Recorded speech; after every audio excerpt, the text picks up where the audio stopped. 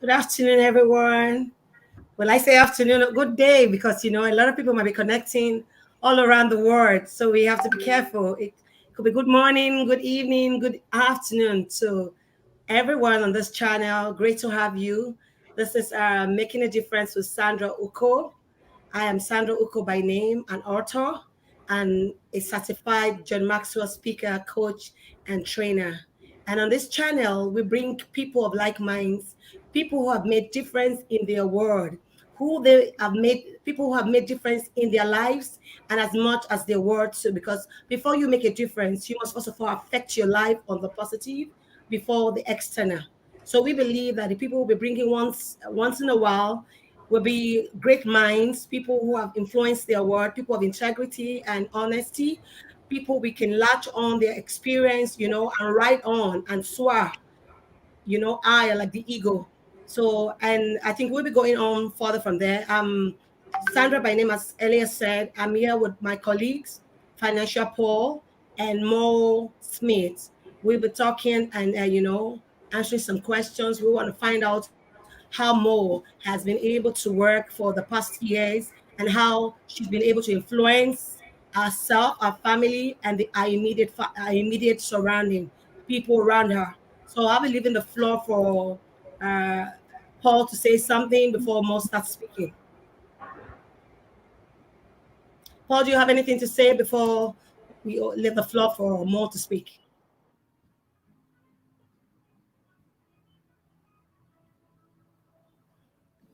I think you can say anything. More. Thanks for joining us this evening. I appreciate the time you've made by giving us this time. So I'll be leaving the floor. Just want you to tell us a brief history about yourself and your career, what informed the choice of career, and also Mhm. what informed you being so long at a particular career and job. Can you just tell us about yourself? Yeah, absolutely. So I've been blessed to be with one company for almost 30 years. Started at Costco in 1992. And it wasn't really a choice to necessarily stick there when I started in 92. In 1992, I wouldn't have known that I'd be there 30 years later. But it's been an environment that has really supported me, and I've been able to grow in my career and learn a lot, not only about myself, but meet some great people along the way that have supported me and have helped me kind of get to where I am. So I started in a depot. I had a career as in the buying offices, and I worked as a buyer for a number of years, and then went over to technology probably about 15 years ago, Wow. and worked up through the ranks to where I'm at today. So it's just been such a great environment of people that have supported me and allowed me to grow my strengths over the years. Oh, that's awesome. That's great. Then I want to find out where your parents are, uh, you know, did they help you to make this choice, or you did decide to go into IT yourself, or you just made the choice from college? Yeah, so actually, my dad is also in technology, so he definitely pushed me kind of in a technology direction, and I would definitely say that a lot of the career choices that I made has a lot to do with my dad. Um, and initially, I went into to technology, not necessarily going into leadership, but I did a lot of coaching outside of work. And that made me realize how much I love people and how much I love to share my knowledge and help people where I can. And that really pushed me into a leadership direction. Yes, okay. You've been in Costco for 30 years as an IT personnel? Yeah, a little over 10 years. Yeah, probably closer to 13, 15 years in IT. Yeah, but before then, what were you doing? Yeah, so I was in the buying department. So I used to buy product at Costco. So I started in the buying group in 1998, and I worked in buying until 2008. So probably about 10 years. Wow, that's a long time.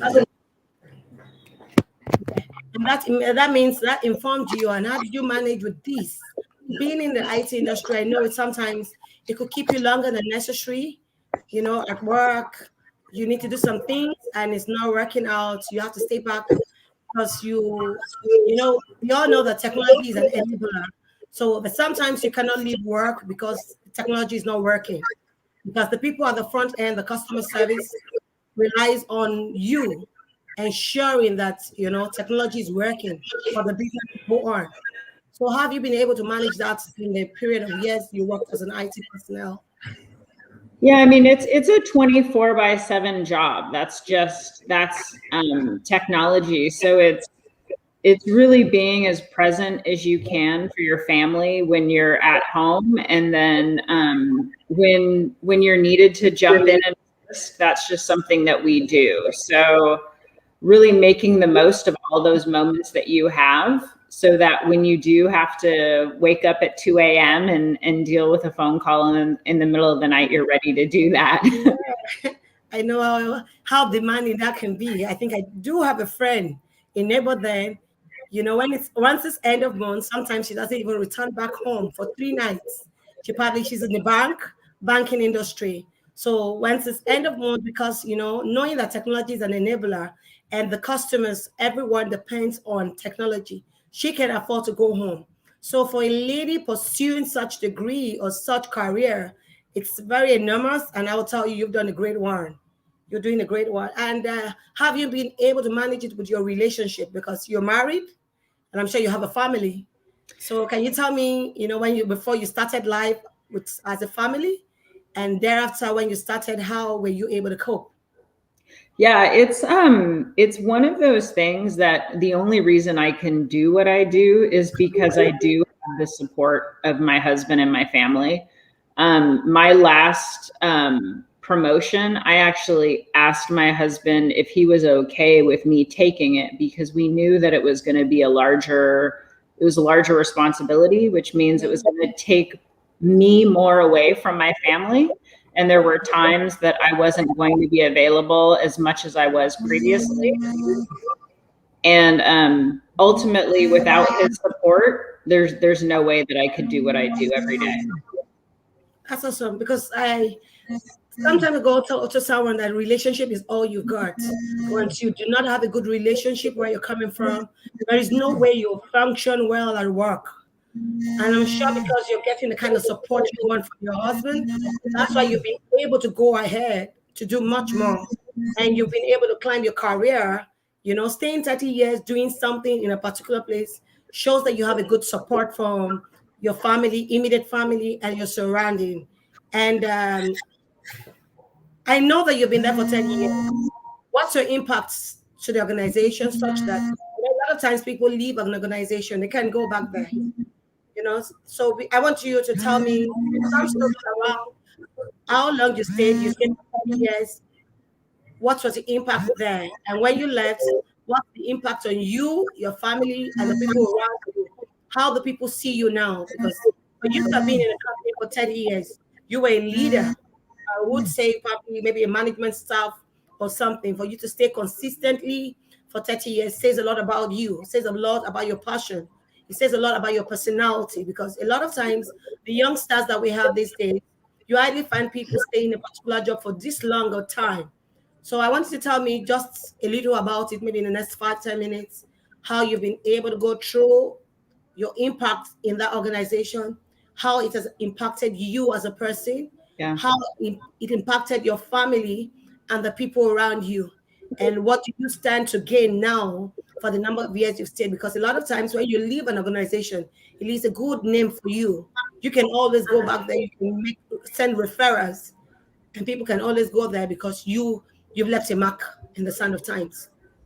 Yeah, I mean, I can honestly say that I've just been blessed with some amazing people that I work with over the years. So I think the number one thing that I think of when I think of my work environment is I love the people. I absolutely 100% love the people that I work with.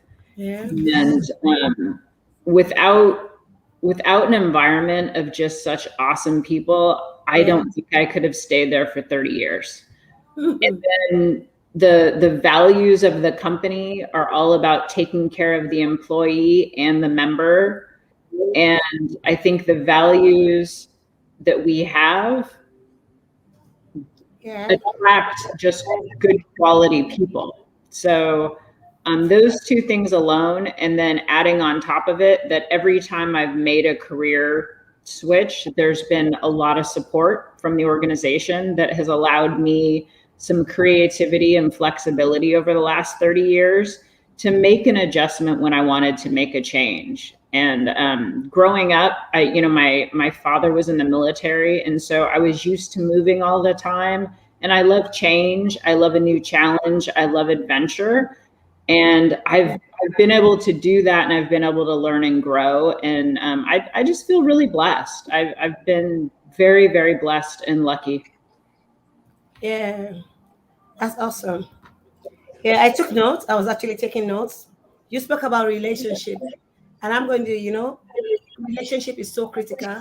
I tell people, show me your network of friends, and I'll tell you what you're worth. Your network of friends shows your net worth. So it's not all about money all the time. Relationship goes much more than money. What money cannot buy, relationship will always get you. You spoke about your environment, having an enabling environment. That shows that in the absence of environment, having a positive environment, you won't be able to make an impact. There was no way you would have stayed 30 years on a job, same company every day. You wake up in the morning. I'm sure you got into the employment before you got married. Is that so? Yes, I met my husband at Costco. Oh my God, that was awesome. So that automatically means if you didn't get to that company, you probably might not. You might have missed him. Right. Very awesome. There are three. Okay, that's all right. That's okay. You've spoken about relationship. You've spoken about your career, and you've also spoken about whilst working and doing all this. Did you have a side business? Did you have anything you were trying to grow? Yeah, so not necessarily a side business, but I've done a lot of personal coaching on the side. So, and I'm currently a CrossFit coach, but I do it just when they need someone to fill in because I'm so busy at work. I'm not able to do it weekly like I used to. But I love to help people transform themselves, and I went through probably about 15 years of obesity in my life where I was over 200 pounds for a long period of time. And it really, once I lost the weight, it really motivated me to help other people. And it's just something that I'm very passionate about. So it's not necessarily a business to make money. It's something that I just love to do because it makes me feel good. Yeah. Yeah, that's awesome. I don't know if Paul has anything to say at this point. Yes, I don't know if you can hear me. Can Yeah. you hear me? Oh, thank God. I've been, Very I've clear. been, just got this new PC, so I've been trying to understand, connect my laptop to my No, phone that's and what do something. happens all the time with technology. You can't count on them 100%. And that's why it is Uh, called technology. It is not human. Even when human yeah, fails, technology does much yeah, more. Yeah, great. yeah. It's working. Yeah, so I'm so glad joining us this evening. For you, it's this evening, but for me, it's in the night. And I'm so much interested in Mo's story because where I am from, it's somehow hard before you see someone working with an organization and they grow in the Yeah, vision of the true. organization True. for, let's say, that amount over 3 decades, if I'm right. So I want to know what is there anything the organization brought in that made you so motivated that you stay that much to join with the organization and fulfill the vision of the organization. I know most people in this part of the world, if the money is not enough, they move to another place. So how are you able? I don't know. You might be in the management position. How are you able to? How is this possible? Yeah, so I mean, starting out, I was 18. So if you do the math, right? I'm almost 50. So when Yeah. I started, and back then, let me tell you, I made decent money for 18 in 1992, but I wasn't making millions by any stretch of the imagination, but I was doing well. Um, Okay. it had more to do with the quality of people that I was surrounded, and then the long-term opportunity more than anything else. Yeah. And I will also say that my values grew over the years, right? So who I was at 18 is different than who I was at 28, who was different than I was at 38. Um, Yes. Coaching isn't something I found until my mid 30s, which really inspired me and made me passionate about leadership because I realized it was another way where I could really help people. And being the best version of myself has pushed me to help people and support people to achieve the dreams that they have and the desires that they have, and to help people grow. I mean, those are things that are just really important to me, and those are very just values that are close to my heart. Mm, mm. Oh, that's awesome. That's Yeah. nice. So, if one other question I wanted to ask, because I actually checked through your profile, and I was like, okay, there are quite a number of people, because this video I'm going to be posting it on my YouTube channel, and so many people are really, really willing to learn how will uh, since you've been in the technology space, how can someone really adopt those technologies in one's personal life, or relating with other people to make a difference in people's life? Because these are video life section is really more about how can we make a difference, even if we have not gotten to that point we want to get to. How do we adopt technology one way or the other to help support us in achieving this aim? Yeah, I mean, I would say doing what you're doing is a way of utilizing technology, right, to make a difference. Exactly, exactly. So I think this is just one of so many different examples. What we can do virtually now is completely different than before 2020 and COVID. I think we've realized how much we can do with technology to make a difference in the world. And Exactly. GoFundMe, I mean, look at how many people have been helped just by something like a technology application like that. So I would say that it's endless. The opportunities to use Mm. technology to help other people are endless at this point. Yeah, that's true. That's true. That's true. Like I can remember a story of a doctor.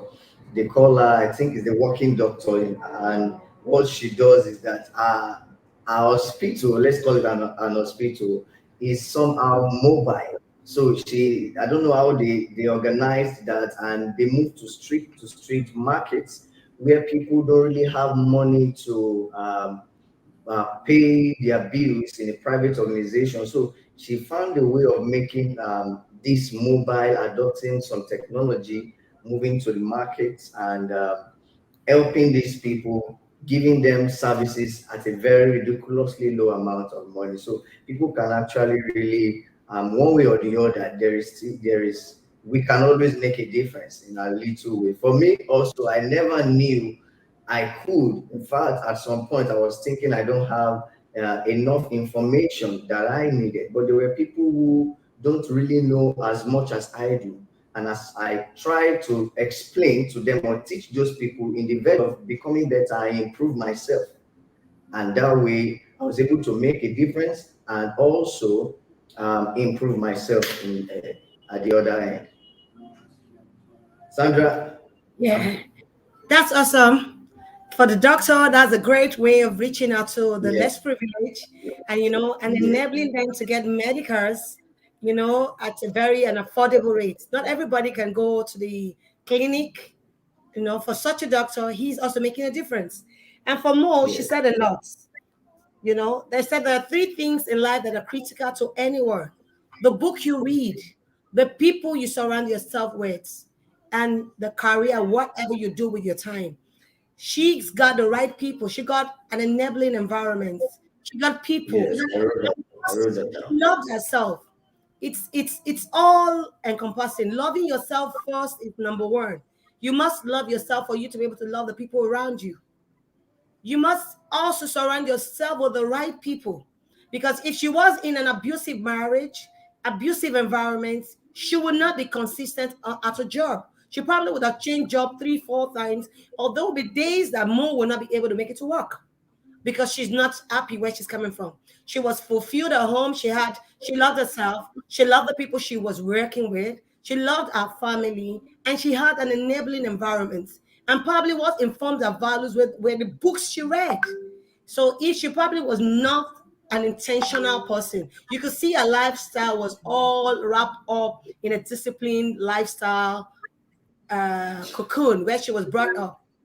Being a military's daughter, just like myself too. People also asked me the same Oh, question because I moved around. Every time my dad was ready to move, I was also ready to go.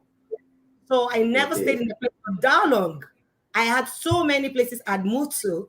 So I couldn't tell you my childhood friends from my primary school, my elementary school. This is because when I moved severally. But I started getting to connect with friends when I got to my middle school and high school. Those were the friends I kept and in college. So, but my friends when I was quite younger in elementary, I knew because then there probably were no technology for me to get their contacts to keep in touch with them. I wasn't, no emails, no phone. Then you get. So for her coming from the background where she's coming from a disciplined background, because for you to be in the military, as your parents being in the military, it will transcend from your father and mother down to you. So she lived a disciplined lifestyle. So it boils down to the things you do, the people around you. I said, if you're not able to affect your environment, it's just a matter of time. People would affect you. You either affect your environment for the positive, or you cut those relationships.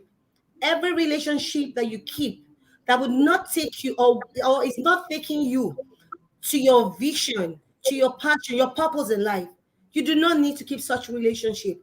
She's got the right to relationship, because when she spoke about the quality of Exactly. she had. She said she grew Yes, up with some conscious. values. Values changes over time. A value when she was 18 as a teenager, when she was 25 in her mid 30s to her mid 40s, would have changed over time. And she spoke about passion, having passion for whatever you do. Once there is passion, there is energy.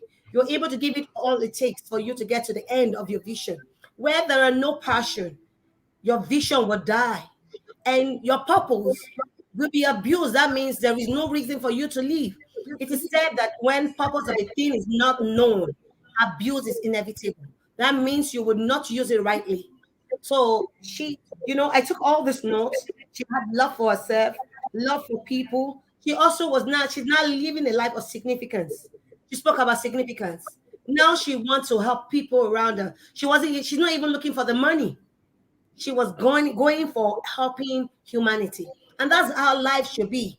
I told people, I earlier on spoke to my friend and said, you must be a conduit through which the blessings of God passes to others. You cannot be a channel that keeps everything to yourself. As long as you've been blessed from the people, your parents, or wherever you have gotten such good values, you must pass it on to other generations. She said she is now trying to help people find their passion and, live the life that God has called each and every one of us to live. So what she said actually touched me, and that's how we got to meet. We met at John Maxwell Change Your World. That's how we met. Wonderful. So she's just a newly made friend, and we connect with people. When you see people of like minds, you get connected. You understand? So in life, we must know what we want. Loving ourselves, loving the people around us. What are your values? What informs you? How you live in life? What are those things? What drives you? What's your passion? Because your passion will drive you to your vision, and your vision will cause you to fulfill purpose. Where your values are wrong, your passion will be wrong. But when you have the right passion, you will give all it takes, all the energy that you deserve to make it. So I think opportunity again for technology is endless. This time around, I think COVID opened the eyes of everyone, even churches, places you would never have thought that technology would be, embraced. Everybody now is technology, you know, savvy. Everybody now knows, and everyone is learning how to be on the faces of people. You want your business or whatever product you're selling to get into the hands of everyone in the world. You must be technologically, you have to open up to technology. So I think with what she said, I was really thrilled. And I'm sure our watchers and our friends, viewers online are also thrilled. And they can all go back to watch this video again. I would want us to take a break, maybe a minute or 2 minutes break for us to come back again. And that will be for questions and answers for those who want to find out how you survived as an IT personnel for 30 years, living and growing up in a military background, parents, how were you able, and having such such relationship, great relationship with your husband, because I often tell people, I said, once you have a wrong relationship, your life is 50% gone. Your relationship is all you've got. Once you get your relationship right, everything will work out for you. So let's just go for the 1 minute. We'll be back soon. Thank you.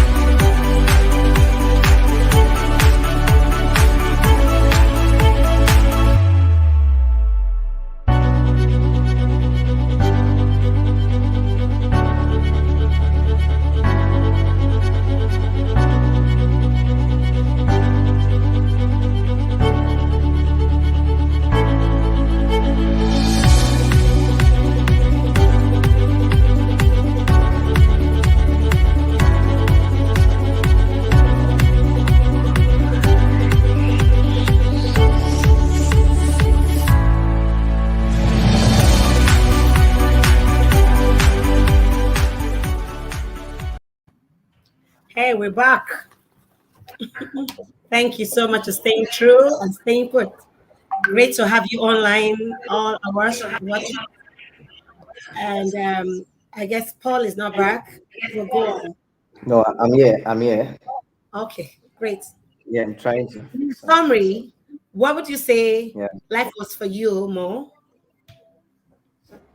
I don't want to keep you longer than necessary.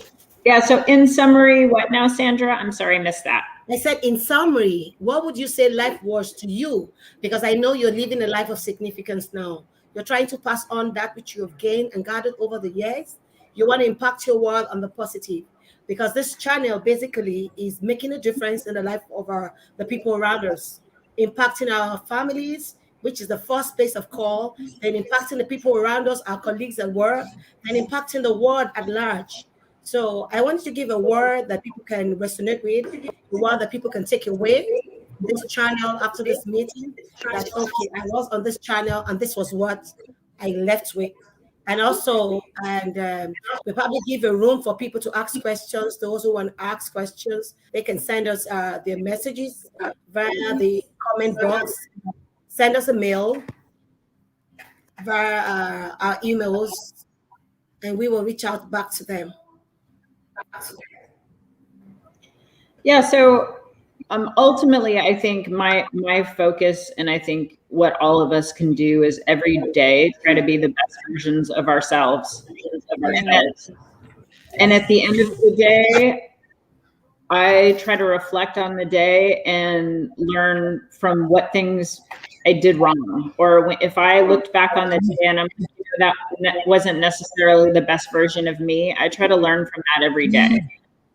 And then outside of that, it's really surrounding myself, and you said this a couple of times, with quality people. And you are truly a reflection of the people that you choose to spend time with. My family is number one. God is number one. My faith is number one. And outside of that, it's just, how can I surround myself with quality people and leave this world a better place? Those are really the big things in my life. Quality people. That's awesome. That's great. And Paul, do you have anything to say before I wrap it up? I don't want to keep people more than necessary. We said 30 minutes. It's a window. It's a program for 30 to 40 minutes max. So I do not know if anyone have any questions. Paul, I think maybe it's off. To me, I think what I got from you was being the best version of ourselves. surrounding ourselves with the right people. There was a saying I got from John Maxwell, he said, when people ask you, who are you start by saying, I'm a person of value. I value people and I have value to people. So that's how life should be. People of value, valuing people around you, and adding value to people. So, and that's my saying from now, a person of value. Because once you're a person of value, you have a value, you have things that are guiding you, you have the truths that are guiding you to live and be who you're meant to be. And you value everyone around you. You don't choose who you value everyone around you. And you leave them better than you met them. That's life in a summary. Leaving everyone that comes across your paths better than you met them.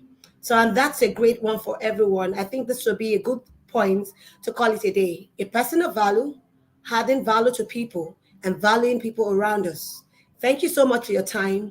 If this is your first time of joining us on this channel, please kindly like, subscribe, and hit the notification bell, and for you to get more updates, more recent notifications from us and videos. We'll be having such people bringing in great minds to share their experience with us from time to time. And we'll be sharing great nuggets too, as how we can live a life of difference and impacting our world. The moment we all do that and we're concerned on impacting our world will be a better place to live, and we will enjoy the people around us. Because if you're not impacting your world, it's only a matter of time. If you have the wrong people around you, they will pull you down. Just a matter of time. You'll be like them. So, but if you know that, oh, these are not the right people I want to have around me, try as much as possible to infect them on the positive. And if they seem as people you cannot affect on the positive, then you can severe such relationship and move on to other groups. That is how life should be. A person of value, valuing people and adding value to people. Thank you. Paul, you might want to say one or two things before we call it a day.